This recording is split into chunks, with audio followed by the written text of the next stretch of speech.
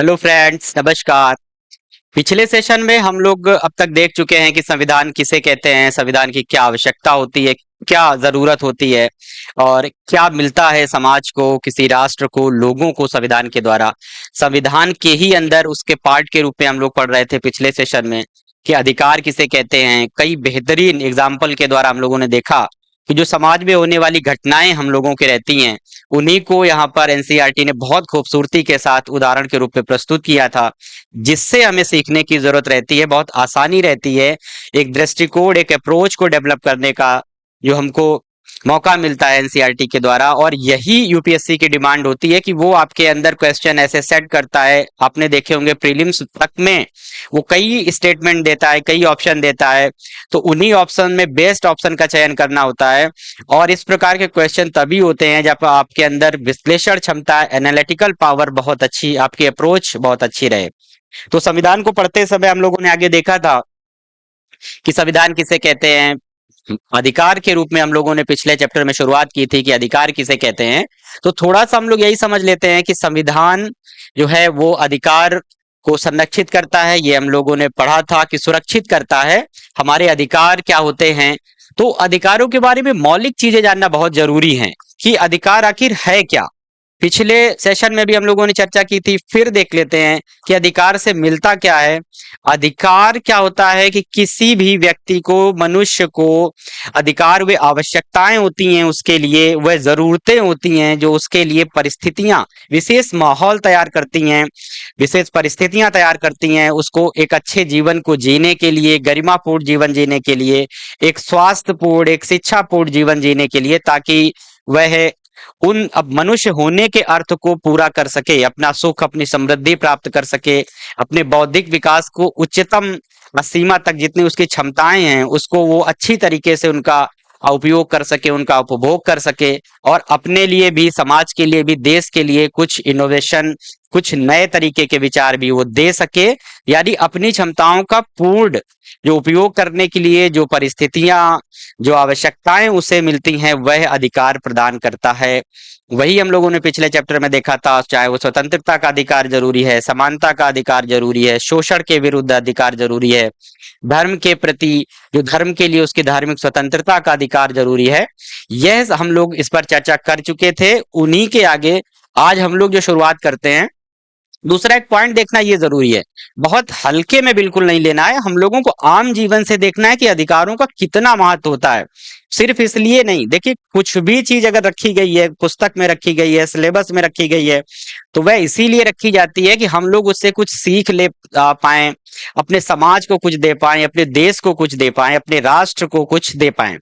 अधिकार का मतलब क्या है, जैसे हम लोग अपने ही समाज का उदाहरण है, और ये कोई कहानियां, कोई कथा कहानियां नहीं है, हमारे समाज का वास्तविक चरित्र एक समय ये रहा है कि जब बच्चियों का, यानी कि जब बच्चे का जन्म होता है, जैसे ही पता चलता था कि ये कन्या है, ये फीमेल जो बच्ची है, तो उसका अगर पता होता था ये कन्या है तो उनको मार दिया जाता था। ये है तो इसके लिए भी अधिकार जरूरी हुआ, क्योंकि उसे जीने का अधिकार है, इसलिए वर्तमान में बहुत कठोर कानून हैं, सब कुछ इसके लिए हमारे पास साधन जो हैं वो उपलब्ध हैं। और अपने ही समाज का एक अच्छा सा उदाहरण हम लोगों को ध्यान है कि अधिकारों की क्यों जरूरत पड़ी, महिलाओं के लिए ही हम बात करते हैं।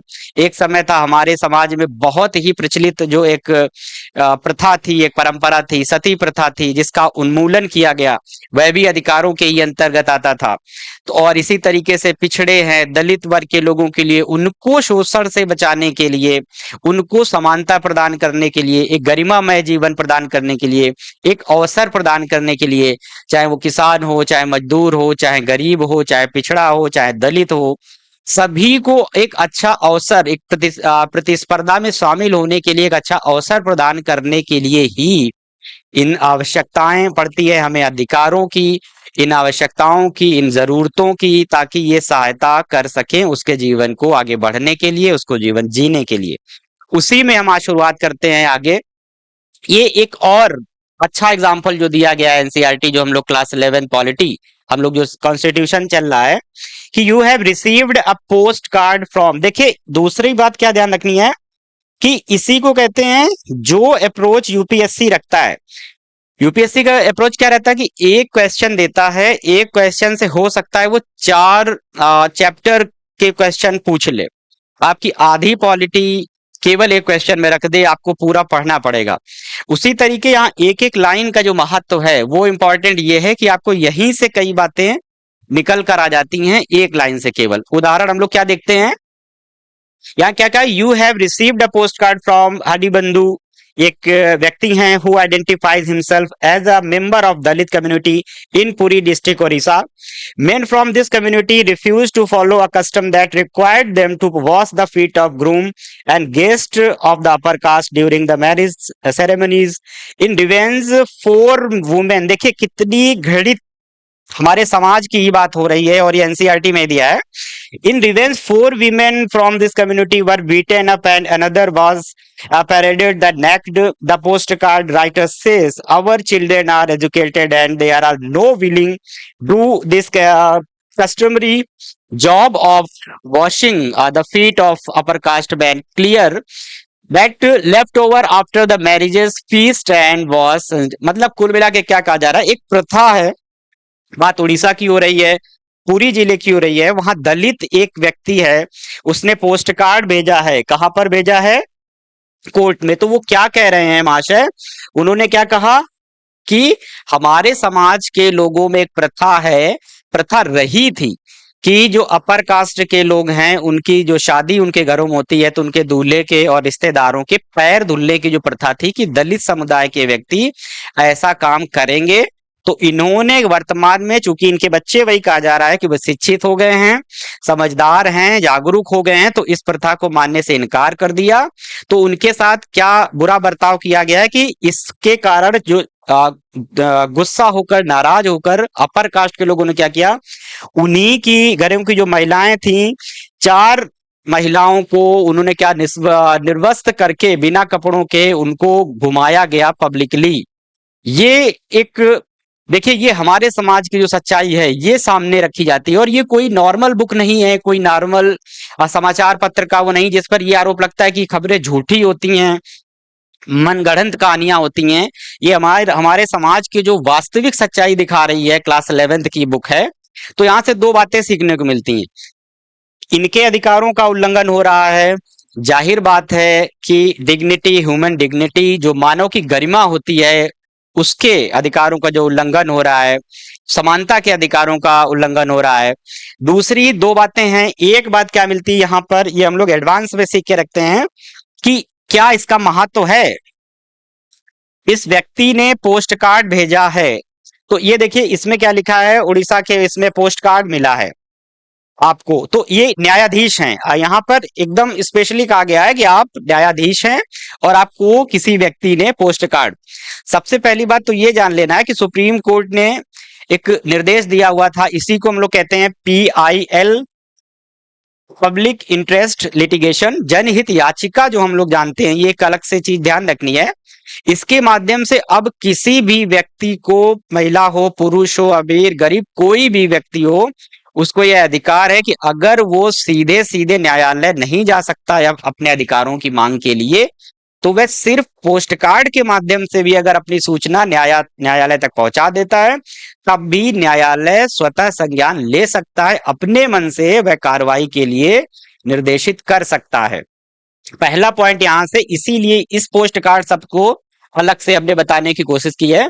और यूपीएससी की खास विशेषता रहती है कि यहाँ एक एक शब्द का इंपॉर्टेंस है, आप लोगों को एक शब्द की महत्ता को समझते हुए चलना पड़ेगा। और यही एनसीईआरटी का अप्लाइड फॉर्म में तो हम लोग सिर्फ यही सारे चैप्टर हैं, फंडामेंटल राइट है, बहुत जल्दी हम लोग भी खत्म कर सकते हैं। लेकिन उद्देश्य यही है कि जिन लोगों ने तैयारी बेसिक से शुरू की है, जिन लोगों ने तैयारी इस उद्देश्य के साथ शुरू की है कि अभी नए स्टूडेंट हैं, उनको समझ विकसित करनी है, तो उन्हीं के लिए है कि शब्दों का बहुत बड़ा महत्व होता है और इन्हीं शब्दों से आंसर निकलते चलते हैं। तो यही का इसमें इन लोगों ने कहा गया है कि बर्तन मांजने का तैयार नहीं था, तो इसमें ये पूछा गया है आपसे कि आपको निर्णय करना है, यह मानते हुए कि उपर्युक्त तथ्य जो है सही है, और आपको यह निर्णय करना है कि क्या इस घटना में मौलिक अधिकारों का उल्लंघन हुआ है। आप इसमें सरकार को क्या निर्देश देंगे एज अ जज की हैसियत से, ये हम लोगों को यहाँ पर स्टूडेंट से क्लास 11th में, फिर बार बार वही कह रहा हूं, ये क्लास 11th के स्टूडेंट से इतनी अच्छे जो विश्लेषण की उम्मीद कर रहा है, इतनी अपेक्षा की जा रही है, तो आयोग यूपीएससी के तैयारी करने वाले स्टूडेंट से इस अप्रोच की आखिर अपेक्षा क्यों ना करे। तो यही हम लोग इसी में आगे फिर बढ़ते हैं। अब है आर्टिकल 21 है कि अनुच्छेद 21 में जो हम लोगों ने देखे थे कौन सा अधिकार है, हम लोग अनुच्छेद 14, 15, आर्टिकल 14, 15, 16, 17, 18, 19 ये हम लोग देख चुके थे। उसके आगे हम देख रहे हैं अनुच्छेद 21 यानी आर्टिकल 21 क्या कहता है।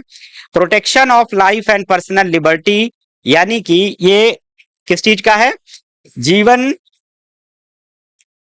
और दैहिक स्वतंत्रता का संरक्षण। No person shall be deprived of his life और personal liberty except according to procedure established by law. किसी भी व्यक्ति को उसके जीवन से और उसकी दैहिक स्वतंत्रता से, यानी जो हम लोग यहां पर देख रहे हैं कि no person shall deprive his life and personal liberty, उसके जीवन और व्यक्तिगत स्वतंत्रता को नहीं छीना जा सकता है सिवाय प्रोसीजर एस्टेब्लिश्ड बाय लॉ, विधि द्वारा स्थापित प्रक्रिया के अलावा। मतलब क्या है इसको कहने का, इसीलिए कहते हैं एक एक शब्द का इंपॉर्टेंस है। किसी व्यक्ति को उसके किसी व्यक्ति का जीवन नहीं छीना जा सकता है, उसकी लाइफ, लेकिन दूसरी कंडीशन क्या लगा दी है कि विधि द्वारा स्थापित प्रक्रिया, प्रोसीजर एस्टेब्लिश्ड बाय लॉ, इसके द्वारा छीना जा सकता है। मतलब क्या है, सामान्य रूप से इसका मतलब है मनमानी तरीके से नहीं किया जा सकता। जैसे राजतंत्र में होता था कि राजा का मन किया कि छोटे से अपराध के लिए मृत्युदंड इसको दे दो, ठीक है, इसको हाथी के नीचे कुचलवा दिया जाए, इसको जहर दे दिया जाए। छोटे से अपराध के लिए भी अगर राजा का मन करता था तो ऐसा करता था। वर्तमान में ऐसा नहीं किया जा सकता। ये कौन कह रहा है, ये कह रहा है आर्टिकल 21 अनुच्छेद 21, संविधान कह रहा है किसी भी व्यक्ति को, उसको किसी भी व्यक्ति से उसका जीवन नहीं छीना जा सकता है सिवाय जब तक कानून के द्वारा ऐसी कोई स्थापित प्रक्रिया ना बना दी गई हो। और इसकी जरूरत क्यों पड़ी, बहुत लोग इसके आक्षेप लगाएंगे, एक्सेप्ट शब्द की अपवाद के रूप में क्यों रखा गया। हम लोग जो देखते हैं आज भी समाज में ऐसे बहुत सारे ऐसे घृणित कृत्य होते हैं जिनको हम लोग rarest of the rare case में रखते हैं, बहुत ही जघन्य प्रकार के अपराध हैं। तो उन अपराधों के लिए हमारे देश में अभी भी जो है वो फांसी का जो प्रावधान है। इसीलिए कहा जा रहा है कि अगर कानून के द्वारा वो किया जा रहा है, जीवन छीना जा रहा है, तो वह संभव हो सकता है। ये दोनों पॉइंट बहुत डिटेल में ध्यान करके रखना है। इस शब्द का, इस लाइन का मतलब यही हम लोगों को देखना है, protection of life and personal liberty, यानी कि जीवन और दैहिक स्वतंत्रता का संरक्षण है। किसी व्यक्ति को उसके प्राण दैहिक स्वतंत्रता से विधि द्वारा स्थापित प्रक्रिया के अनुसार ही वंचित किया जाएगा, अन्यथा नहीं। कुल मिला के सामान्य तौर पर उसका जीवन नहीं छीना जा सकता है।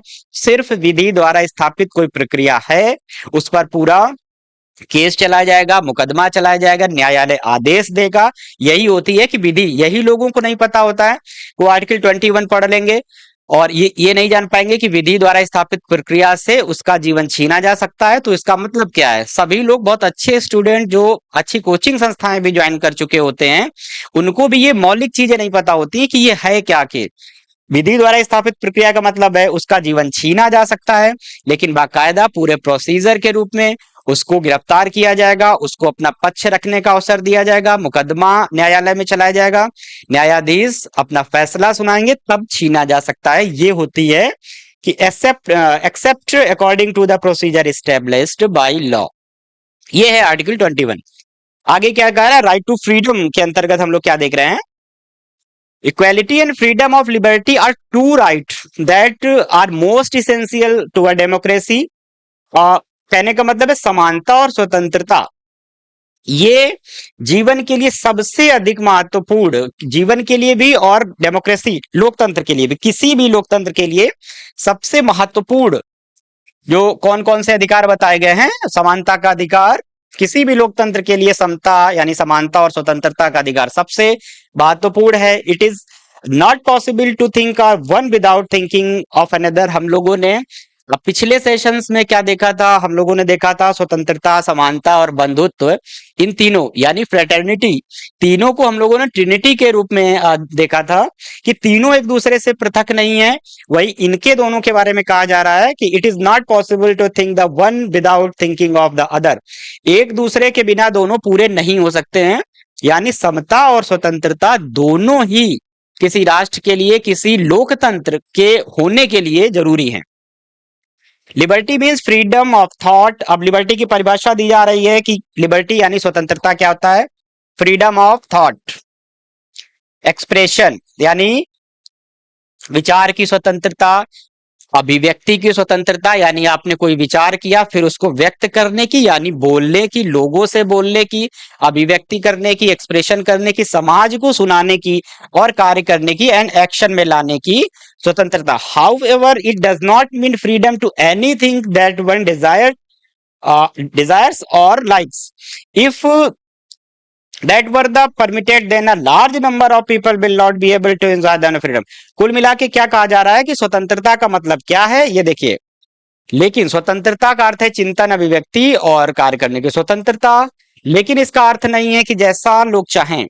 लिमिटेशन लगाई जा रही है। स्वतंत्रता का मतलब है आपको विचार की स्वतंत्रता होगी, अभिव्यक्ति की स्वतंत्रता होगी, आप सोच सकते हैं यानी अपने दिमाग का उपयोग कर सकते हैं, जो भी बातें आ रही उस पर चिंतन कर सकते हैं, उनको व्यक्त भी कर सकते हैं, उसके ऊपर कार्य भी कर सकते हैं, यानी ये स्वतंत्रताएं आपके पास हैं। लेकिन क्या कहा जा रहा है, ये असीमित क्यों नहीं हो सकती हैं? क्योंकि यहाँ एक महत्वपूर्ण हम लोगों को बात ये समझनी है, अगर ये मान के चलिए स्वतंत्रताएं असीमित हो गई, आपको जैसे कि स्पीकर देख बजाने की स्वतंत्रता है, निश्चित तौर पर मनोरंजन की स्वतंत्रता आपको है, तो मनोरंजन की स्वतंत्रता आपको है, आप देख बजा सकते हैं, डीजे बजा सकते हैं, बहुत तेज आवाज में बजा, लेकिन इससे दूसरे आपके पड़ोसी इतना तेज नहीं बजा सकते हैं कि आपका पड़ोसी उससे बीमार हो जाए, उससे परेशान हो जाए।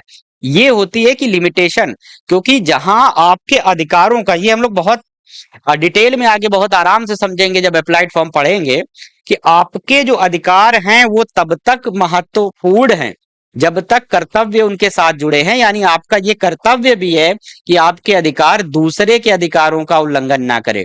जिस प्रकार से आपको मनोरंजन का अधिकार है, उसी तरीके से इस व्यक्ति को शांति का अधिकार है, चैन से सोने का अधिकार है, ये सारे अधिकार हैं। तो ये दोनों अधिकार एक दूसरे को क्लैश ना करें, इसी को कहते हैं कि लिमिटेशन। इसीलिए है कि इनका भी लिमिट है, यानी कि ये अति आप किसी भी चीज की नहीं कर सकते। वही यहां पर कहा जा रहा है, however it does not mean the freedom to anything, मतलब कुछ भी करने की स्वतंत्रता नहीं है। कि आपको अगर गाड़ी चलाने का, जैसे एक प्रैक्टिकल एग्जांपल है कि आपको गाड़ी चलाने का अधिकार है, लेकिन ये नहीं है कि आप 150 160 की स्पीड में गाड़ी चलाएं, क्योंकि आपकी गाड़ी में 200 की स्पीड की लिमिट है, लेकिन उससे दूसरे लोगों को भी खतरा है, उनके जीवन को खतरा है। अगर एक्सीडेंट होता है तो आपकी लाइफ तो जाएगी ही जाएगी, आपके साथ बिना गलती के एक निर्दोष व्यक्तियों की भी जान जा सकती है। इसी को कहते हैं एनीथिंग दैट वन डिजायर और like it was not permitted then a large number of, क्योंकि दूसरे लोग इससे फिर इनकी स्वतंत्रता का आनंद होगा। There freedoms are defined in such manner that every person will enjoy the her freedom without threatening freedom of the others without endangering the law and order, यानी लॉ एंड ऑर्डर को ध्यान में, कानून व्यवस्था को ध्यान में रखते हुए पूरा उपयोग किया जा सकता है बिना किसी को। अतः स्वतंत्रता को इस प्रकार से परिभाषित किया जाता है कि बिना किसी अन्य की स्वतंत्रता को नुकसान पहुंचाए और बिना कानून व्यवस्था को ठेस पहुंचाए प्रत्येक व्यक्ति अपनी स्वतंत्रता का उपभोग पूरी तरीके से कर सकता है। यह मतलब है स्वतंत्रता का, और ये बातें बहुत डिटेल में आप लोगों को ध्यान रखनी है कि स्वतंत्रता किसे कहते हैं, क्या महत्व होता है, कितनी स्वतंत्रता होनी चाहिए, कैसी स्वतंत्रता होनी चाहिए, और इसके साथ कर्तव्य किस तरीके से जुड़े होते हैं। आगे हम लोग देखेंगे जैसे है जीवन और व्यक्तिगत स्वतंत्रता, right to life and personal liberty. वही जो हम लोगों ने कहा स्वतंत्रता के सबसे महत्वपूर्ण अधिकारों में, स्वतंत्रता के सबसे महत्वपूर्ण अधिकारों में जीवन और व्यक्तिगत स्वतंत्रता का अधिकार है। वही जो अब हम लोगों ने चर्चा की किसी भी नागरिक को कानून द्वारा निर्धारित प्रक्रिया का पालन किए बिना उसके जीवन और व्यक्तिगत स्वतंत्रता से वंचित नहीं किया जा सकता है। The foremost right among the rights of freedom is the right to the life and personal liberty.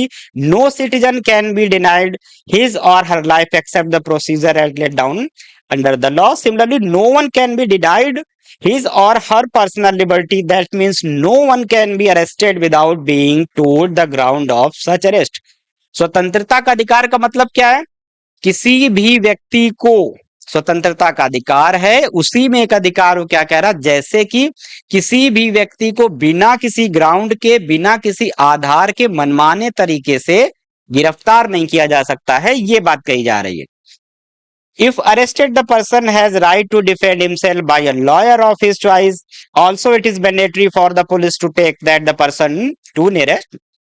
अगर किसी व्यक्ति को गिरफ्तार किया गया है, पहली बात उसे मनमाने तरीके से गिरफ्तार नहीं किया जा सकता है, यानी किसी भी आधार, कोई ना कोई ग्राउंड होना चाहिए। अगर पुलिस गिरफ्तार करती है तो वो आपको कारण बताएगी, आपको दिखाएगी कि इस बेस पर, इस आधार पर, इस ग्राउंड पर आपको गिरफ्तार किया जा रहा है। दूसरा बात क्या है, अगर गिरफ्तार किया गया है तो उसे अपना बचाव करने का, अपना पक्ष रखने का पूरा अधिकार है। वह अपनी मर्जी का एक वकील रख सकता है और अपना पक्ष रख सकता है। उसके अलावा भी क्या है कि पुलिस गिरफ्तारी के 24 घंटे के अंदर जो भी उसका निकटतम मजिस्ट्रेट होगा उसके पास पेश करेगी। ये सारे अधिकार हम लोग देख रहे हैं। यही इसमें दिया गया कि बिना कारण बताए गिरफ्तार नहीं किया जा सकता है और गिरफ्तार किए जाने पर उसको पसंदीदा वकील के माध्यम से बचाव का अधिकार है। पुलिस को आवश्यक है कि अभियुक्त को 24 घंटे के अंदर निकटतम न्यायाधीश के सामने पेश करे। इस अधिकार द्वारा किसी व्यक्ति के जीवन को मनमाने ढंग से समाप्त करने के विरुद्ध गारंटी ही नहीं मिलती, बल्कि इसका दायरा और भी व्यापक है। आर्टिकल 21 इतना इंपॉर्टेंट है, इसका दायरा सुप्रीम कोर्ट ने समय समय पर बहुत ज्यादा बढ़ा दिया है। इसी में हम लोग देखते हैं अच्छी शिक्षा, आर्टिकल 21A, आर्टिकल 21 का के रूप में शिक्षा के अधिकार की जो गारंटी भी इसी में शामिल किया है, सुप्रीम कोर्ट के निर्देशानुसार शामिल किया गया था। इसके बाद हम लोग देख रहे हैं स्वस्थ जो पर्यावरण है, एक अच्छे स्वच्छ पर्यावरण का अधिकार, अच्छा पानी पीने का अधिकार, प्राइवेसी का अधिकार, निजता का अधिकार, ये सारे अधिकार देकर सुप्रीम कोर्ट ने बहुत व्यापक बना दिया गया है इस स्वतंत्रता के अधिकार को, यानी अनुच्छेद 21 को, आर्टिकल 21 को बहुत व्यापक स्वरूप प्रदान किया गया है, यही यहाँ पर कहा गया है। अब इसी में कहा जा रहा है, सर्वोच्च न्यायालय के निर्णय के अनुसार शोषण से मुक्ति और मानवीय गरिमा, शोषण से मुक्ति और मानवीय गरिमापूर्ण जीवन जीने का अधिकार है। इसमें कहा जा रहा है that the right also include right to live with human dignity free from exploitation. बहुत इंपॉर्टेंट जो चीजें हैं वो हम लोगों को देखना है। शोषण के विरुद्ध अधिकार, हमारा संविधान का आर्टिकल 23 और 24 शोषण के विरुद्ध अधिकार देता है, यानी फ्री फ्रॉम एक्सप्लॉयटेशन। इसमें क्या कहा जा रहा है, बहुत ये हमारे समाज में देखिए सबसे बड़ी चीज क्या है, जो भी प्रचलित परंपराएं रही हैं, जो गलत धारणाएं रही हैं, उन्हीं से को दूर करने के लिए, उन्हीं से बचाने के लिए सब अधिकार प्रदान किए गए हैं। जैसे कि अनुच्छेद 23 में संविधान में क्या कहा गया है, मानव तस्करी। आज भी हमारे समाज में बहुत बड़ी संख्या में बच्चे जो हैं वो गायब होते हैं, लड़कियों को गायब कर दिया जाता है, उनका अपहरण हो जाता है और उनकी ह्यूमन ट्रैफिकिंग की जाती है, मानव तस्करी की जाती है, यानी मनुष्यों को जो क्रय विक्रय एक वस्तु की तरह खरीदा और बेचा जाता है, इसी को ह्यूमन ट्रैफिकिंग कहते हैं। उस पर रोक कौन लगाता है, संविधान का अनुच्छेद 23 आर्टिकल 20 जो 3 है वो इसी बात पर, यानी ह्यूमन ट्रैफिकिंग पर जो है रोक लगाता है। 24 क्या है, ये बच्चों को बाल श्रम के रूप में यानी चाइल्ड लेबर को प्रतिबंधित करने का काम करता है, यानी छोटे बच्चों को आप गलत जगह यानी कि कारखानों में काम करने के लिए, जो जोखिमपूर्ण जो काम होते हैं उनमें काम करने के लिए प्रतिबंधित करता है संविधान के द्वारा। वर्तमान में से और ज्यादा कठोर बना दिया गया अन्य कानूनों से, वही यहां पर कहा जा रहा है। The court has held the right to shelter and livelihood as also included in the right of life. उसने आश्रय लेने का अधिकार यानी शरण लेने का अधिकार, आजीविका का अधिकार यानी कि रोजी रोटी जो कमाने का अधिकार भी इसी में शामिल कर दिया गया है। Because no person can without no person can live without the means of living, that is means of livelihood. कोई भी व्यक्ति जो है बिना आजीविका के कैसे जीवित रह सकता है, उसके पास खाने का कोई साधन ही नहीं है, रोजी रोटी कमाने का, रोटी कमाने का कोई अगर साधन नहीं है तो वो कैसे जीवित रह सकता है। इसीलिए इन अधिकारों को और ज्यादा हम लोग देख रहे हैं बढ़ाया गया है। तो ये अधिकार है, शोषण के विरुद्ध अधिकार है, और ये हम लोगों ने अनुच्छेद 23 और 24 में देखा है। इसके पहले हम लोग आर्टिकल 21 देख रहे थे। इसमें प्रिवेंटिव डिटेंशन, निवारक निरोध के रूप में हम लोग देखते हैं। यह हम लोगों को देखा है, ये क्या कहता है, ordinarily a person would be arrested after he और she reportedly committed some offence. सामान्य तौर पर हम लोग क्या देखते हैं, किसी व्यक्ति को अपराध होने के बाद गिरफ्तार किया जा सकता है। नॉर्मली हम लोग अपने समाज में क्या देखते हैं, गिरफ्तारी क्या होती है, किसी ने कोई क्राइम किया, किसी ने चोरी कर ली और फिर उसको पकड़ा गया, किसी ने अपराध किया, हत्या की, उसके बाद उसको पकड़ा जाता है। लेकिन एक और बात होती है, एक और जो तथ्य ये होता है कि किसी व्यक्ति को बिना क्राइम के भी गिरफ्तार किया जा सकता है। जी हाँ, ये बात हमारे संविधान में कहाँ कही गई है, प्रिवेंटिव डिटेंशन में क्यों किया जा सकता है। However, there are exceptions to it. Sometime a person can be arrested simply out of apprehension that he or she is likely to engage in unlawful activity and imprisoned for the sum of without following the above mentioned procedure. किसी व्यक्ति को केवल शंका के आधार पर मान लीजिए, और इसको भी ऐसा नहीं किसी भी व्यक्ति को क्यों किया जा सकता है, यहाँ पर गलत व्याख्या करना भी ठीक नहीं रहता है। बहुत लोग इसको किसी भी व्यक्ति पे कह देते हैं।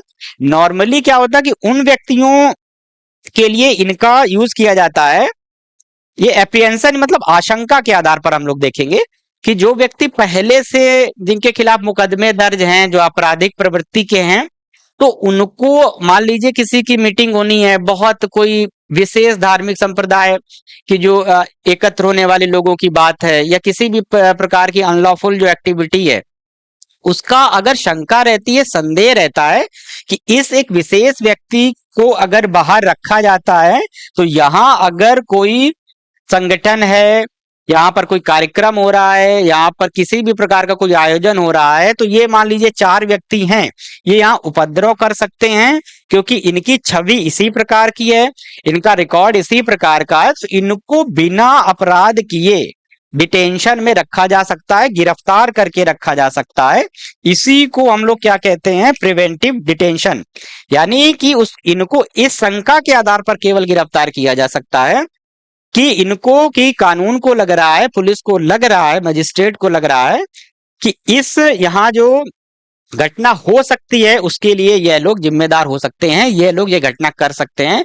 तो बिना अपराध किए, यानी अपराध के पहले भी इनको क्या है कि गिरफ्तार करके रखा जा सकता है, वही यहाँ पर कहा जा रहा है। लेकिन उनके भी कुछ अधिकार हैं। वो क्या अधिकार हैं, apprehension to engage in law without following the above mention procedure, this is known as the preventive detention. It means that if the government feel that a person can be threated of to law and order और to the peace and security to the nation, राष्ट्र हित के लिए। ऐसा नहीं कि सरकार की जब इच्छा करेगी तब सरकार गिरफ्तार कर लेगी, ये सिर्फ तभी हो सकता है जब बहुत बड़े मुद्दे होंगे, राष्ट्रीय कोई हित का मुद्दा हो जाए, कानून व्यवस्था का कोई मुद्दा हो जाए, तब ऐसी गिरफ्तारी की जाएगी। वही यहाँ पर कहने का कोशिश की गई, इट कैन डिटेन और arrest that a person, this preventive detention can be extended only for 3 month. ये चीजें ध्यान रखनी है, अधिकतम कितने समय के लिए किया जा सकता है, 3 महीने के लिए अधिकतम उसकी गिरफ्तारी हो सकती है। ये चीजें ध्यान रखना है कि ऐसे व्यक्ति को ये नहीं कि जब तक इच्छा है तब तक गिरफ्तार करके रख दिया। ऐसे व्यक्ति को गिरफ्तार किया जाएगा तो ज्यादा से ज्यादा हम लोग देखेंगे 3 मंथ तक उसको गिरफ्तार कर सकते हैं। 3 महीने तक अधिकतम जो गिरफ्तारी उसकी हो सकती है 3 महीने की हो सकती है। तो यह इसीलिए इसको अधिकार क्यों, कंफ्यूजन ये नहीं रखना है कि यहां पर रखने के उद्देश्य है कि ये बताया जा रहा है कि हाँ किसी को गिरफ्तार कर लो, यहाँ अधिकार ये है व्यक्ति को कि हाँ उसको ये अधिकार दिया जा रहा है कि ऐसा सरकार कर सकती है। इस व्यक्ति को ये अधिकार है कि उसको अधिकतम 3 महीने तक ही गिरफ्तार करके रखा जा सकता है। 3 महीने के बाद अगर रखा जाता है तो उसकी समीक्षा के लिए एक सलाहकार बोर्ड होगा। इसमें हाई कोर्ट के जज भी शामिल होते हैं।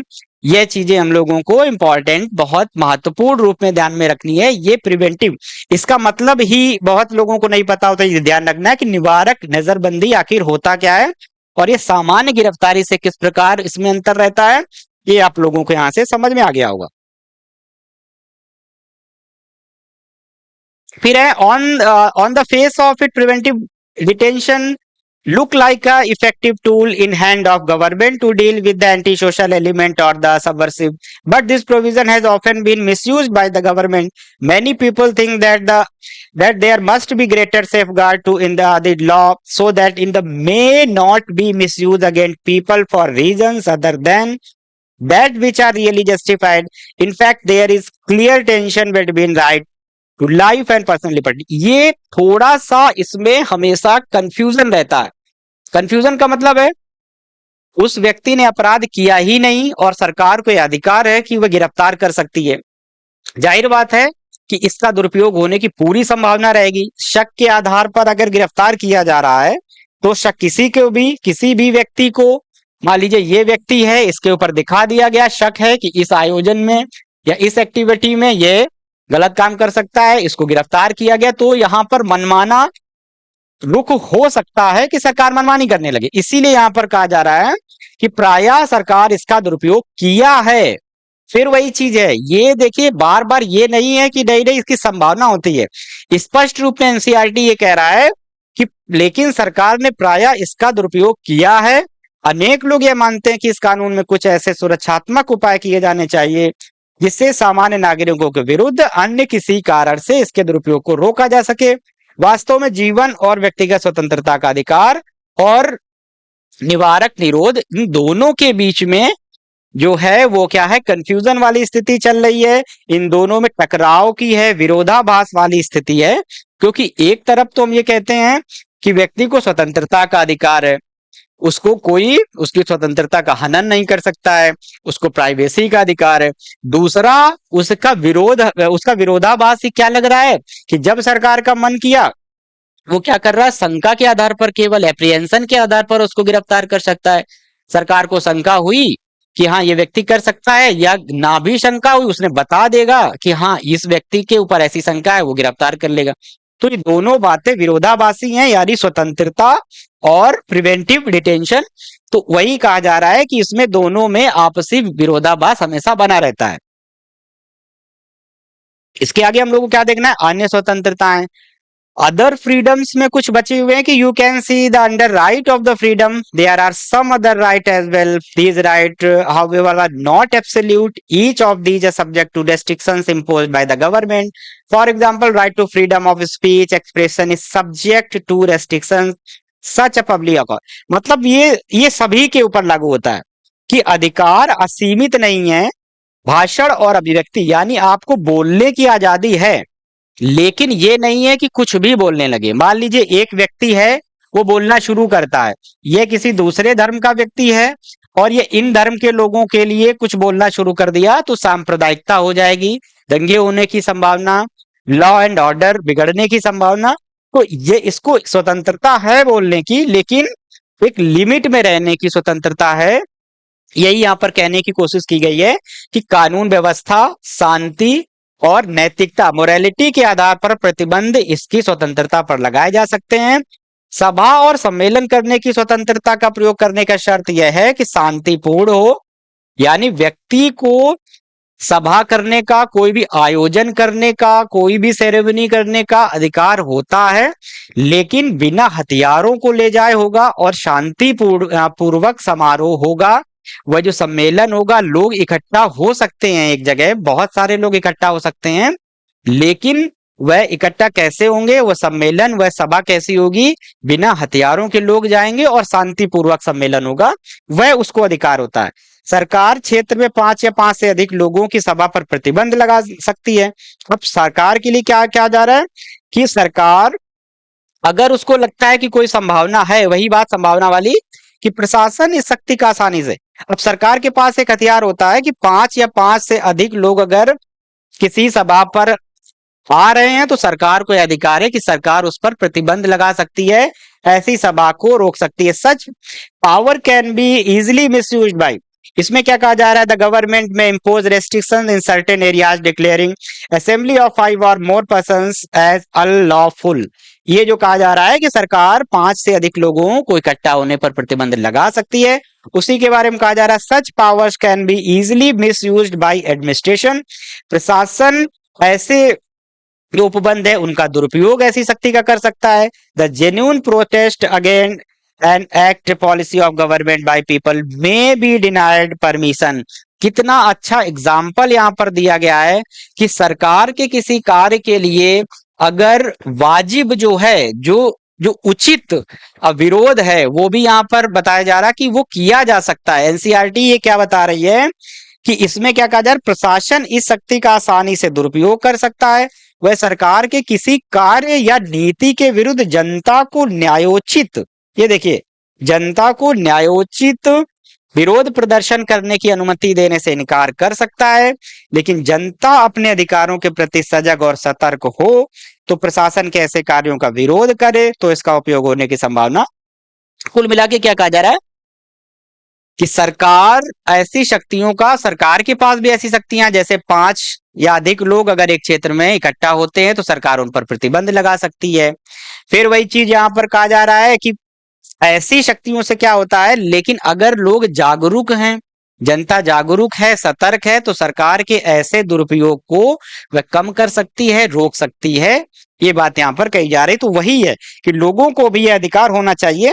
इसी में मतभेद के रूप में बहुत अच्छा स्टेटमेंट इनका है। ये हम लोग देख रहे हैं कि सोमनाथ लाहिड़ी जो संविधान सभा के एक सदस्य थे, उनको वाद विवाद के समय उन्होंने क्या कहा है, इन्हीं सब बातों को देखते हुए क्या कहा था, I feel that many of these fundamental right have been framed from the point of view of police constable. क्या कह रहे हैं कि मुझे लगता है, जहां तक मैं महसूस करता हूं, कि ये सारे जो मौलिक अधिकार जो दिए गए हैं वह एक पुलिस कांस्टेबल की तरह निगाह रखकर दिए गए हैं, कि अनेक मौलिक अधिकारों के एक सिपाही के दृष्टिकोण से बनाया गया है। You will find that very minimum right have been conceded and almost invariably followed by a proviso। यानी इनमें से क्या कह रहा है, बहुत कम अधिकार दिए गए, very minimum right have been considered, संविधान द्वारा। इन्हें लगता है, इनका जो कहना है सोमनाथ जी का, कि ये क्या कह रहे हैं कि मुझे लग रहा है कि संविधान ने बहुत कम अधिकार दिए हैं, और जो अधिकार दिए भी हैं उनके हर अधिकार के पीछे एक उपबंध लगाया गया है। Almost every article is followed by a proviso which take away the right almost completely. यानी जितने भी अधिकार दिए गए हैं सबके साथ में अंत में एक उपबंध लगाया गया है, उसके द्वारा क्या किया जा रहा है, जितने अधिकार दिए जा रहे हैं वो सब छीन लिए जा रहे हैं। जैसे हमने क्या कहा, व्यक्ति को सम्मेलन करने का, सभा करने का अधिकार है, लेकिन उसी के बाद दे दिया गया कि सरकार के पास भी यह अधिकार है कि सरकार ऐसी कानून व्यवस्था को लेकर, राष्ट्र को लेकर, अशांति को लेकर अगर उसको लग रहा है तो वो ऐसी सभा को मतलब परमिशन नहीं भी दे सकती है। यानी हमने स्वतंत्रता का अधिकार उनको दिया भी और वापस भी ले लिया, यही इनका कहना है। अब what should be our conception of the fundamental rights? We want to incorporate every one of those rights which of people want to get। इनका कहना था कि जो भी अधिकार लोग चाहते थे, जो भी अधिकार लोगों की इच्छा है, लोग चाहते थे ये अधिकार सभी को संविधान में केवल देना चाहिए था, उनको वापस नहीं करना चाहिए, यानी कि उपबंध जोड़कर उनको उनमें कटौती नहीं करना चाहिए, ये इनका कहना था।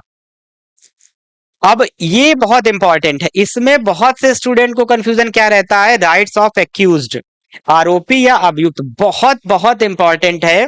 और ये आर्टिकल इंपॉर्टेंट क्यों है, आरोपी को आखिर अधिकार क्यों देना चाहिए, बहुत से अच्छे स्टूडेंट्स को यहाँ पर ध्यान ये देना है। बहुत अच्छे लेवल के जो स्टूडेंट होते हैं उनको भी सब कुछ पढ़ लेते हैं, लेकिन शब्दों का अर्थ यूपीएससी में सबसे ज्यादा इंपॉर्टेंट होता है कि शब्दों का अर्थ बहुत अच्छी तरीके से पता होना चाहिए, क्लैरिटी बहुत अच्छे तरीके से होनी चाहिए। क्योंकि यहाँ अब मोस्टली सामान्य लोगों को भी क्या लगता है कि एक एक्यूज्ड को आखिर अब जैसे कसाब का जो मुद्दा था, संसद अटैक वाला, पार्लियामेंट में हम लोगों ने देखा, बहुत लोगों को ये लगा था कि हाँ, जब सब कुछ सामने हो रहा है, आंखों के सामने अपराध किया गया है, तो उसके खिलाफ आखिर कोर्ट में मुकदमा क्यों चलना चाहिए, एक पूरी प्रक्रिया क्यों होनी चाहिए। ये बहुत ज्यादा बड़ा एक अपने समाज में जो धारणा है, लोगों को पता ही नहीं है। इस पर हम लोग एक बहुत अच्छे से डिटेल में अलग से चर्चा करेंगे। यहाँ केवल ये जानना है कि एक्यूज्ड का मतलब क्या होता है। हम लोग क्या कह रहे हैं यहाँ पे, क्या बोल रहा है, आरोपी या अभियुक्त, एक एक शब्द पर ध्यान देना है। ये आरोपी का मतलब क्या होता है, एक्यूज्ड का मतलब क्या, ये नहीं है कि ये दोषी करार दे दिया गया। ये कन्विक्टेड, इसमें क्या होता है कि दोषी करार इसको भी नहीं दिया गया है, आरोप लगाया गया है। आरोपी का मतलब होता है किसी भी व्यक्ति के ऊपर कोई भी आरोप लगाया जा सकता है, झूठा आरोप भी लगाया जा सकता है। ये बहुत अच्छे से समझना है कि किसी भी निर्दोष या इनोसेंट जो व्यक्ति होता है, उसके ऊपर कोई भी व्यक्ति आरोप लगवा सकता है, एफआईआर करवा सकता है। तो इसका, और पुलिस उस एफआईआर के आधार पर उसको गिरफ्तार भी कर सकती है।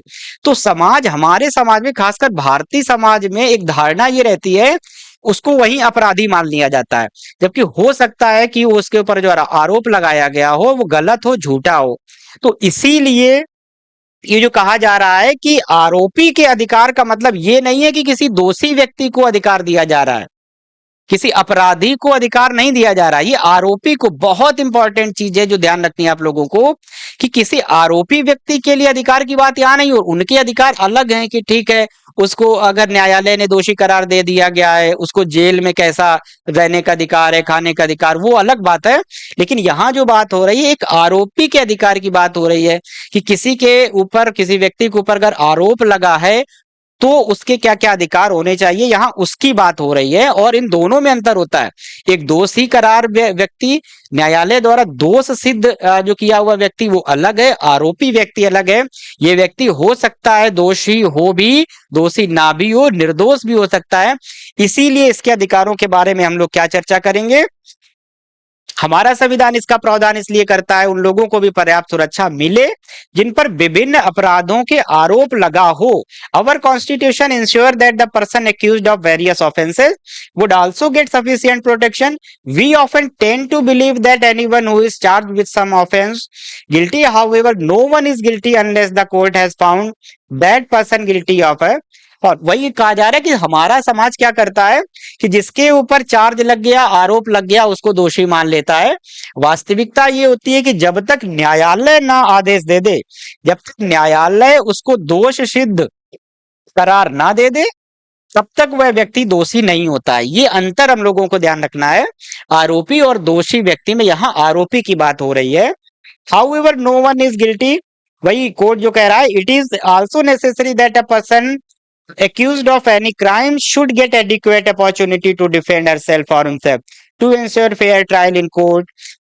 इसीलिए कहा गया। अब आपको ये है, अब मुझे उम्मीद है कि आप लोग को ये बात समझ में आ गई कि एक आरोपी को क्यों दिया जाता। हो सकता है वह व्यक्ति निर्दोष हो, यह मान के चला जाता है कि वह व्यक्ति निर्दोष हो सकता है, तो उसको क्या है, अपना पक्ष रखने का अवसर दिया जाएगा, अपना वकील रखने का अवसर दिया जाएगा, और ये सारे अधिकार उसमें दिया जा रहा है। स्वयं को बचाने का अधिकार, समुचित अवसर दिया जाएगा। निष्पक्ष मुकदमे के लिए संविधान में 3 अधिकारों की व्यवस्था की गई है। किसी की भी व्यक्ति को एक ही अपराध के लिए एक से अधिक बार सजा नहीं मिल सकती है। कोई भी कानून किसी भी कार्य को पिछले तारीख से अपराध घोषित नहीं कर सकता है। किसी भी व्यक्ति को अपने, बहुत इंपॉर्टेंट है, अपने विरुद्ध गवाही देने के लिए मजबूर नहीं किया जा सकता है।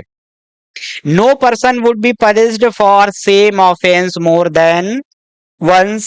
No law shall declare any action illegal from the back date and no person shall ask give evidence against himself।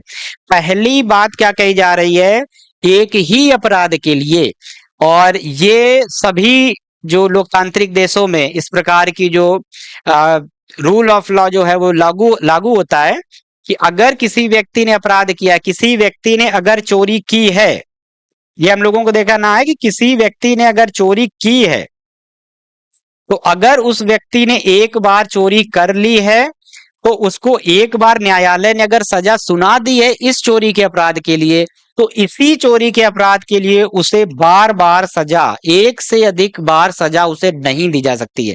ये यहां पर कहा जा रहा है, no person would punished for the same offence more than once. एक अपराध के लिए असल अगर किसी व्यक्ति ने एक बार हत्या की है तो उसे उस हत्या की सिर्फ एक बार सजा दी जा सकती है, इसके अलावा नहीं दी जा सकता है, ये कहा जा रहा है। वही कहा जा रहा है अलग से कि नो लॉ शैल बी, और दूसरा सबसे बड़ा पॉइंट क्या कहा जा रहा है, बहुत इंपॉर्टेंट पॉइंट है, इसमें क्या कहा जा रहा है कि एक किसी भी कानून को, मान लीजिए ये एक इंपॉर्टेंट पॉइंट है कि no law shall be declare any action as illegal from the backdate. किसी भी कार्य को बैकडेट से गैर कानूनी घोषित नहीं किया जा सकता है। यानी ये सरकार से बचाने के लिए अधिकार किस लिए दिया गया, इसीलिए कि ऐसा नहीं है कि मान लीजिए आज एक उदाहरण आप दे दो कि मोबाइल रखना, अभी क्या है कि हर व्यक्ति मोबाइल रख रहा है, अभी मोबाइल रखना अपराध नहीं है, या मान लीजिए दो मोबाइल रखना अपराध नहीं है, दो मोबाइल फोन रखना इस समय वर्तमान में अपराध नहीं है। लेकिन आज सरकार ये कानून पारित कर दे या कल पारित कर दे कि दो मोबाइल रखना गैर कानूनी है, कल की डेट में अगर पारित करता है कि दो मोबाइल रखना गैर कानूनी है, अपराध है, तो कल से ही कार्रवाई की जाएगी। अगर किसी व्यक्ति को गिरफ्तार किया जाएगा इस अपराध के लिए, तो जो व्यक्ति कल से दो मोबाइल लगता हुआ पकड़ा जाएगा उस पर किया जाएगा, ना कि आज की डेट में। अगर ये कानून कल बनाया गया है तो कल से ही लागू किया जा सकता। आज अगर कोई व्यक्ति दो मोबाइल रख रहा है या 20 मोबाइल आज रखे हुए हैं, तो उसके ऊपर इस आधार पर कोई आरोप नहीं लगाया जा सकता है, कोई अपराध उसके ऊपर नहीं लागू किया जा सकता है कि कल उसके पास या आज उसके पास 20 मोबाइल थे। बैक डेट पर कोई कानून अपराध के रूप में घोषित नहीं किया जा सकता कोई भी कार्य। ये कहने का मतलब इस लाइन का है कि कोई भी कार्य अगर घोषित किया जाएगा कि ये अपराध है, तो वो जिस तिथि से लागू किया जाएगा उसी तिथि के आगे उस पर उसका अनुपालन किया जाएगा। बैक डेट पे किसी भी व्यक्ति को फंसाने की उद्देश्य क्या होता है कि किसी व्यक्ति पर मनमाने तरीके से उसको फंसाया ना जा सके, कि उनको लग रहा है कि ये व्यक्ति को फंसाना है, कल इसके पास 20 मोबाइल थे, चलो इसको इसके आधार पर घोषित कर देते हैं बैक डेट से कि ये तुम्हारे ऊपर कल से लागू होगा, तो कल से इन 50 व्यक्तियों के ऊपर इनको उठाकर जेल में बंद कर दिया जाए। तो इन सब से सुरक्षा देने के लिए इस प्रकार की व्यवस्था की जाती है कि कोई भी कानून किसी कार्य को पिछले तारीख से अपराध घोषित नहीं किया जाता। दूसरी लाइन क्या है कि किसी भी व्यक्ति को किसी भी अपराध में अपने विरुद्ध गवाही देने के लिए या साक्ष्य देने के लिए जबरदस्ती नहीं की जा सकती, बाध्य नहीं किया जा सकता है। अगर किसी व्यक्ति को किसी भी अपराध के लिए उसने कोई, मान लीजिए ये व्यक्ति कोई है और इस व्यक्ति ने कोई अपराध किया है, ये कोई व्यक्ति है और इस व्यक्ति ने कोई अपराध किया है, तो इस व्यक्ति को ही इसी के अपराध के लिए कोर्ट में गवाही देने के लिए बाध्य नहीं किया जाएगा। मान लीजिए इसने चोरी की है, तो पुलिस ऐसा नहीं कर सकती कि इसको मार मार के पीट पीट कर जबरदस्ती इससे कहे कि तुम अपना जो अपराध है उसको कबूल करो या अपने जो साक्ष्य हैं वो हमको दो, प्रस्तुत करो। इस व्यक्ति को बाध्य नहीं किया जा सकता है, ये इसमें तथ्य है। इसमें आगे क्या है हम लोगों को देखना है। फिर शोषण के विरुद्ध क्या अधिकार, right against exploitation. In our country there are millions of people who are underprivileged and deprived. हमारे देश में लाखों लोग ऐसे हैं जो वंचित हैं, विशेषाधिकारहीन हैं। They may be subjected to exploitation by their fellow human beings. Once such from the exploitation in our has been begar, forced labour without payment. यानी क्या कहा जा रहा है, हमारे देश में लाखों लोग ऐसे हैं जिनका शोषण किया जाता है, जो शोषण अंडर प्रिविलेज मतलब कि जो डिप्राइव हैं, वंचित हैं, विशेषाधिकार उनके पास नहीं है, और उनका शोषण किया जाता है जो विशेषाधिकार युक्त लोग होते हैं।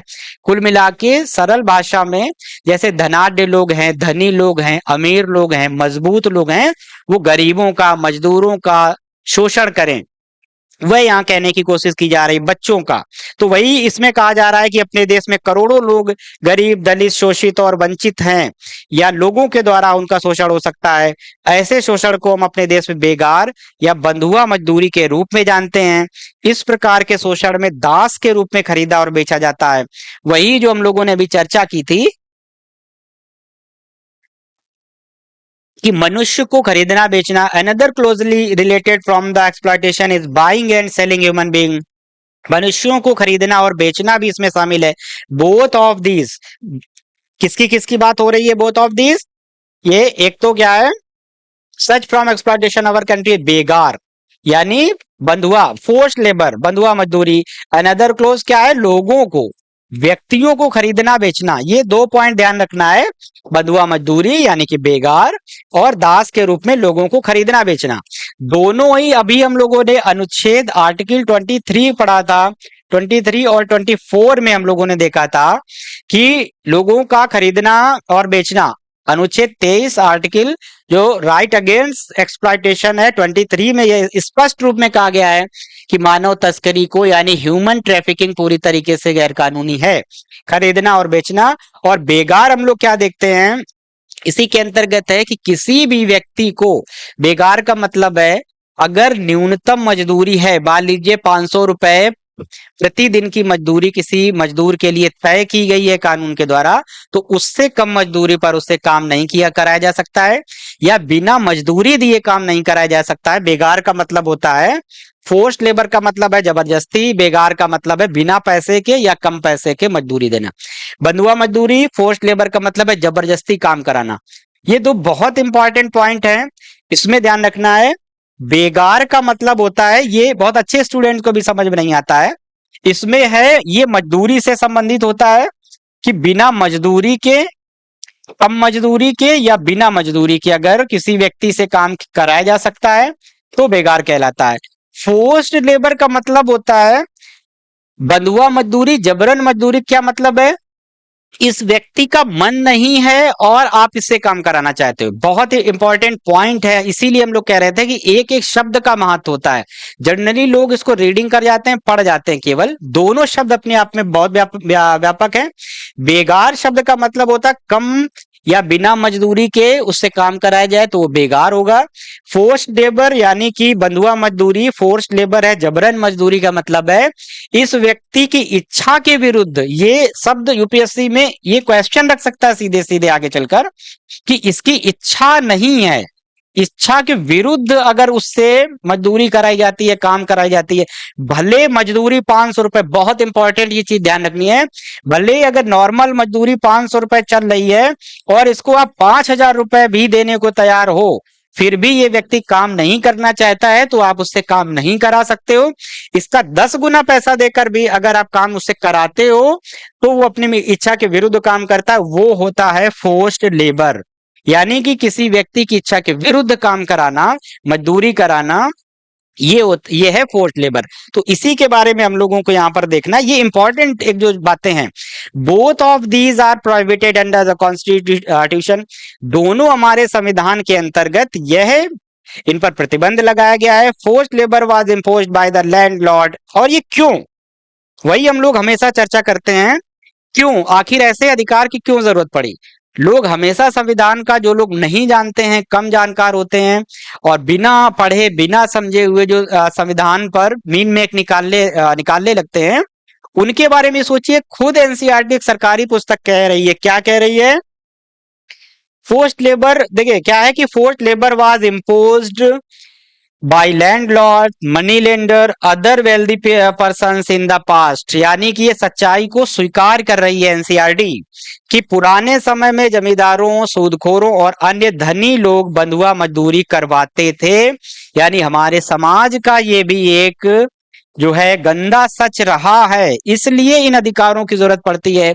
जो हम लोग अभी चर्चा कर रहे थे कि अधिकार क्यों जरूरत होती है, ये है, ये प्रमाण के रूप में दिया जा रहा है कि हमारा समाज में ऐसा होता रहा है, इसलिए उनसे बचाव के लिए ये अधिकार प्रदान किया गया है, आर्टिकल 23।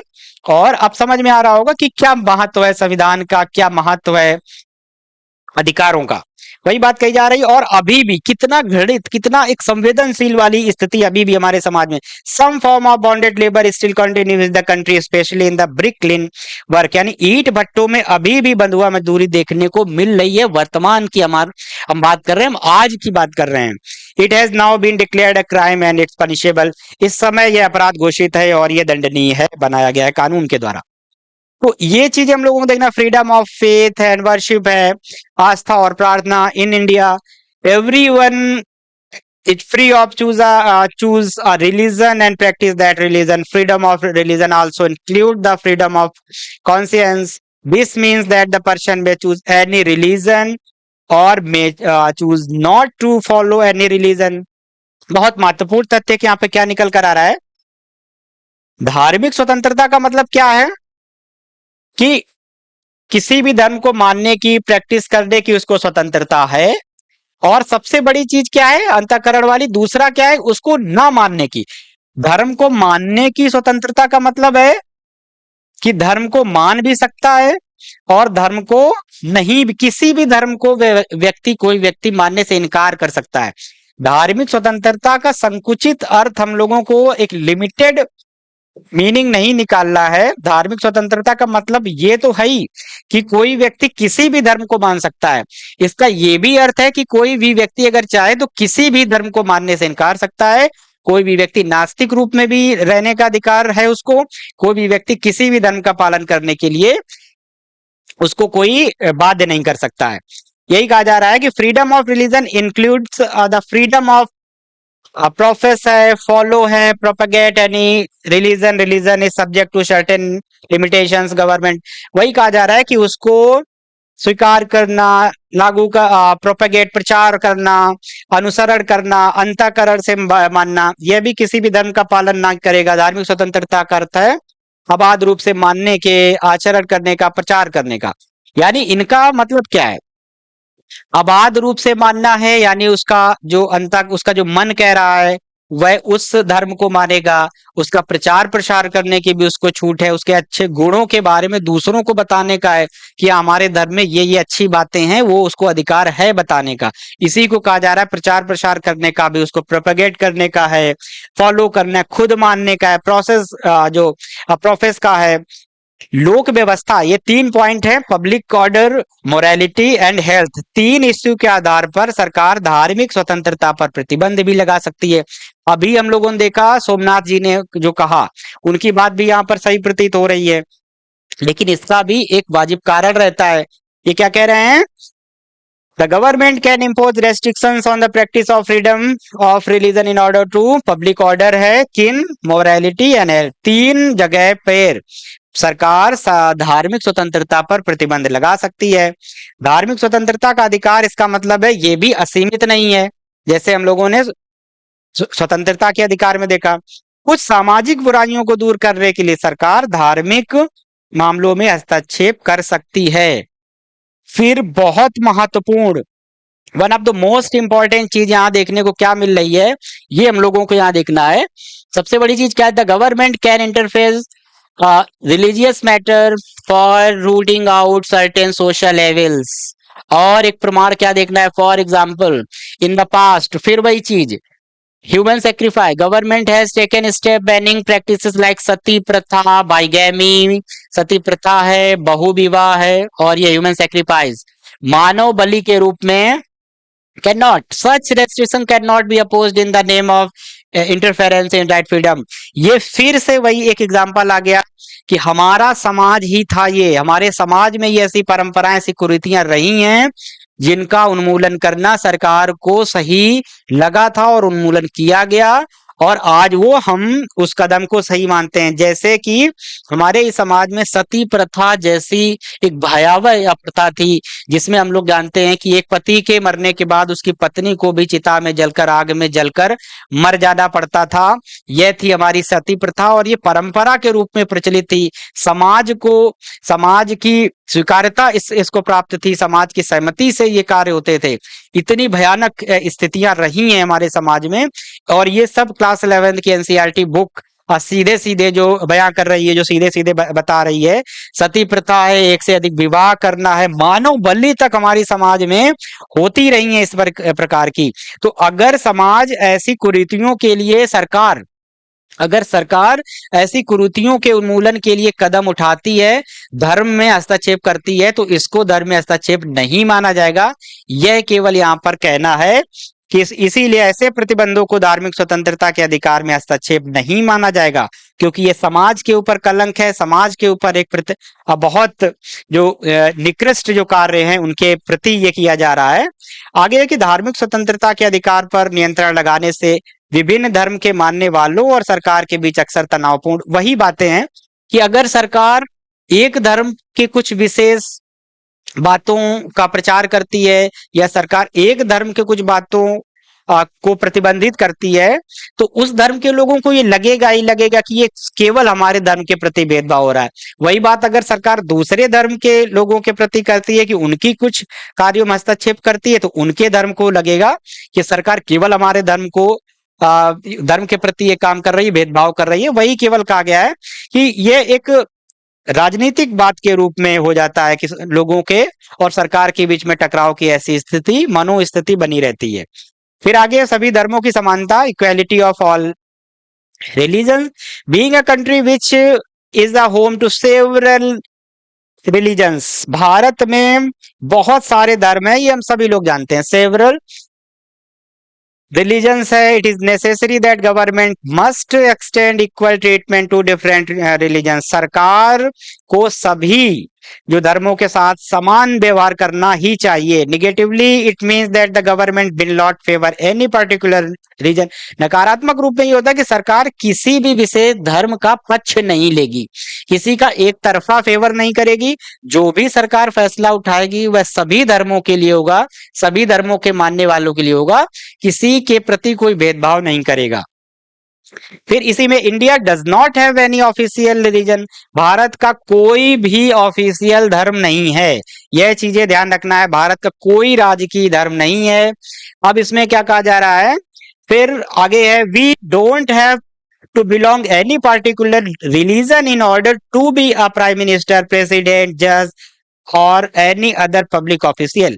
हमारे पास जैसे कई देशों में, धार्मिक देशों में जो होते हैं, धार्मिक कट्टरपंथी जो देश होते हैं, वहां एक प्रथा होती है कि ये कहा जाएगा कि इस विशेष धर्म के लोग ही यहाँ पर प्रधानमंत्री बन सकते हैं, राष्ट्रपति बन सकते हैं, या न्यायाधीश बन सकते हैं, या इस सरकारी पदों पर बैठ सकते हैं। भारत में ऐसी कोई बाध्यता नहीं है। वही कहा जा रहा है, समानता अधिकार के ये है कि भारत के राष्ट्रपति, प्रधानमंत्री, न्यायाधीश या किसी सार्वजनिक पद पर कार्य करने के लिए हमें किसी धर्म विशेष का सदस्य होना जरूरी नहीं है। समानता के अधिकार के अंतर्गत भी हमने ये देखा कि सभी नागरिकों को इस बात की गारंटी दी गई है कि सरकारी नियुक्ति में सरकार किसी भी आधार पर भेदभाव नहीं करेगा। अनुच्छेद 16 में हम लोग ये पहली बात देख चुके हैं, आर्टिकल 16 में, कि इन सब बातों पे किसी भी धर्म, मूल, वंश, जाति आदि के आधार पर सरकार सरकारी नियुक्तियों में, यानी कि सार्वजनिक जो पद होते हैं उनकी नियुक्ति में किसी भी प्रकार का भेदभाव सरकार नहीं करेगी। ये हम लोग पहले देख चुके थे। तो यही सब महत्वपूर्ण जो हम लोग देख रहे हैं, इनमें क्या, इसके बाद हम लोग देखते हैं सांस्कृतिक और शैक्षिक अधिकार जो हैं कि वो क्या है। आर्टिकल इसमें भी एक महत्वपूर्ण होते हैं। आर्टिकल 29 यानी कि अनुच्छेद हम लोग देखेंगे, और अनुच्छेद 29, अनुच्छेद 30, आर्टिकल 29, आर्टिकल 30 में जो कल्चरल एंड एजुकेशनल राइट के बारे में बात की जाएगी, सांस्कृतिक और शैक्षिक अधिकार के बारे में। When we talk the Indian society, the image of diversity come before our mind।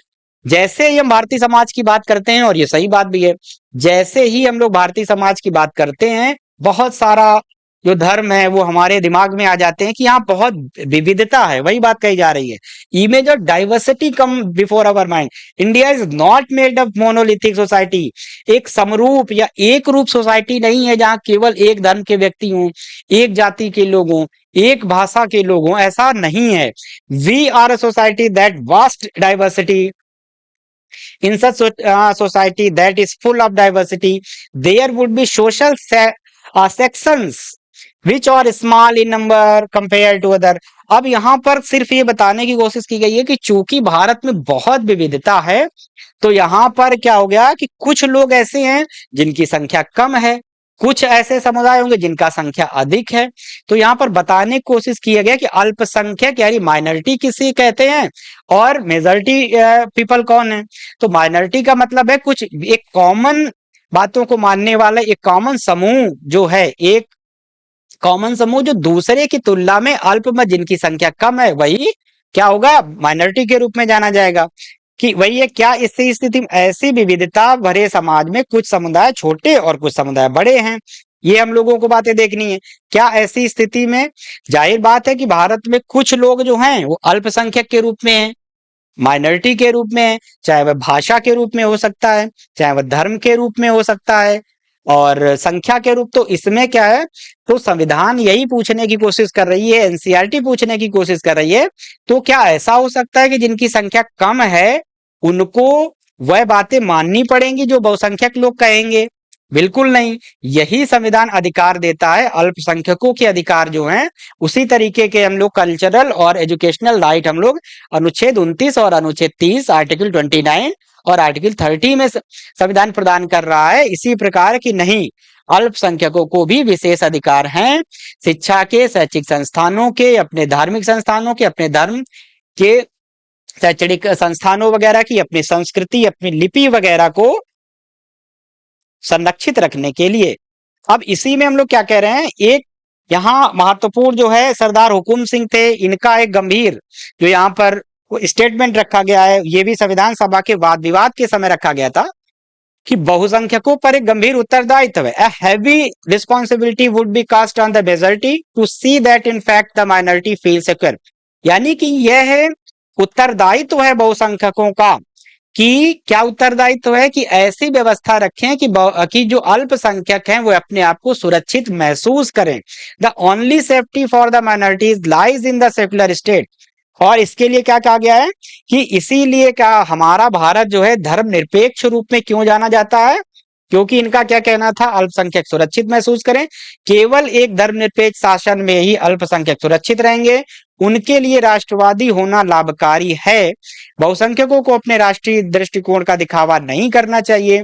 यानी कितनी अच्छी बात एनसीईआरटी ने उठाई है जो सरदार हुकुम सिंह जी ने कही थी संविधान सभा में कि अल्पसंख्यकों को, ठीक है कि अल्पसंख्यक हैं, लेकिन ये अल्पसंख्यकों की एक नैतिक जिम्मेदारी है कि मतलब बहुसंख्यकों के बारे में वो कह रहे हैं कि बहुसंख्यक हैं तो अच्छी बात है कि बहुसंख्यक हैं, लेकिन ये बहुसंख्यकों का नैतिक दायित्व है कि वे अल्पसंख्यकों की सुरक्षा के बारे में भी सोचें, उनके कल्याण के, उनके हितों का भी ध्यान रखें। वही कहा जा रहा है कि अपने आप को दिखावा नहीं करना चाहिए, उन्हें स्वयं अल्पसंख्यकों की स्थिति में रखकर उनकी आकांक्षाओं को समझना चाहिए। सुरक्षा की सभी मांगे उसी आशंका पर आधारित हैं जो अल्पसंख्यकों के मन में अपनी भाषा, लिपि और नौकरियों के अवसर के संबंध में। तो ये बातें इसमें कहने की कोशिश की गई है। और इसी में किसी समुदाय को केवल धर्म के आधार पर नहीं, अल्पसंख्यक कौन कौन हो सकते हैं, अल्पसंख्यक केवल धर्म के आधार पर नहीं हो सकते हैं, वह भाषा के आधार पर, संस्कृति के आधार पर अल्पसंख्यक यानी माइनॉरिटी माना जा सकता है। Linguistic and cultural minorities are also included in the provision. Minorities are group that have common language or religion and in particular part of country or in the country as a whole they are outnumbered by some other social section। यानी वह लोग हो सकते हैं जो common जो व्यक्ति होते हैं, एक भाग में पूरे देश में संख्या में इस आधार पर छोटा सा समूह होता है, अल्पसंख्यकों को अपनी संस्कृति को सुरक्षित रखने और उसे विकसित करने का अधिकार होता है।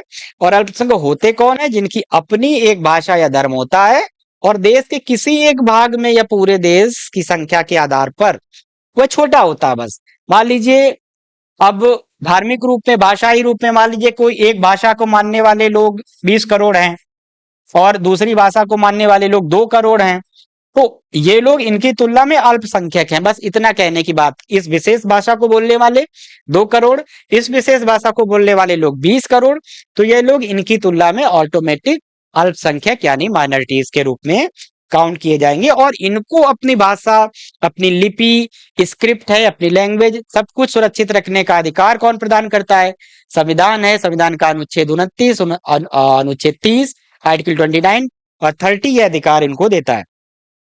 अब जो सबसे मोस्ट इंपॉर्टेंट आर्टिकल है पूरे फंडामेंटल राइट में, राइट टू कॉन्स्टिट्यूशनल रिमेडीज, यानी कि संवैधानिक उपचारों का जो अधिकार है वह कौन सा अधिकार है और क्यों अधिकार है। अवर ये क्या, one would agree that the constitution content a very impressive list of fundamental right, but merely writing down a list of right is not enough, there has be a thought which they could be realized in the practice and defended against an attack। इस संविधान में देखिए ये अनुच्छेद 32 article 32, अनुच्छेद 32 संविधान का सबसे महत्वपूर्ण, इसी को हम लोग देखेंगे। डॉक्टर अंबेडकर साहब ने संविधान की आत्मा, संविधान का हृदय कहा था, a very soul of Indian, soul and heart of Indian constitution. ये किसने कहा था? डॉक्टर अंबेडकर ने। क्यों कहा था?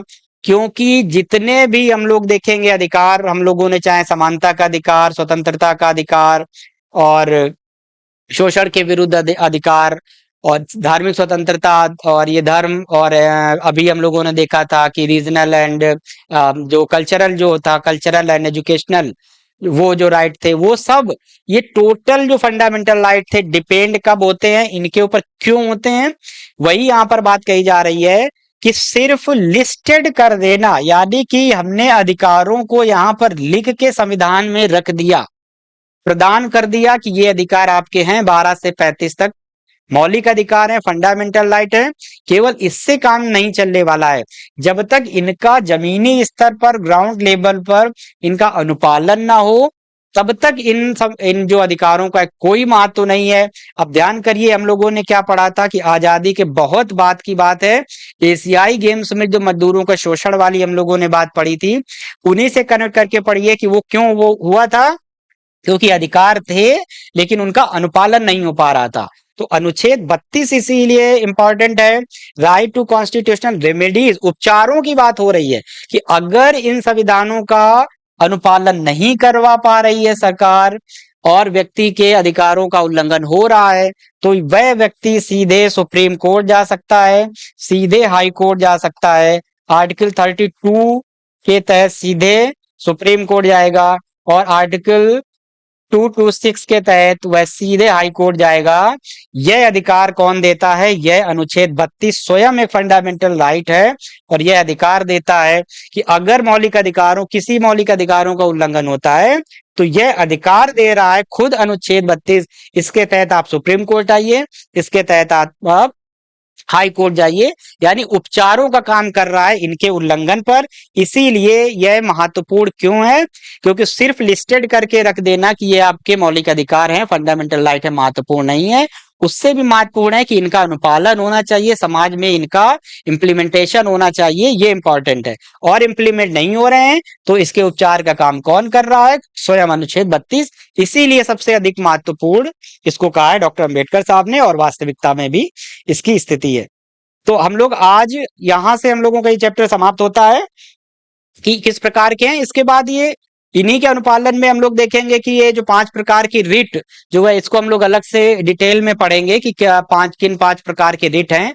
अगर फंडामेंटल राइट का हम लोग देखते हैं उल्लंघन होता है, किसी भी प्रकार का फंडामेंटल राइट का अगर उल्लंघन किया जाता है, तो फंडामेंटल राइट का अगर उल्लंघन करते हैं तो सुप्रीम कोर्ट और हाई कोर्ट दोनों 5 प्रकार की जो रिटें हैं उनको जारी कर सकता है, इनके अनुपालन के लिए निर्देश दे सकता है। इसको डिटेल में हम लोग पढ़ेंगे।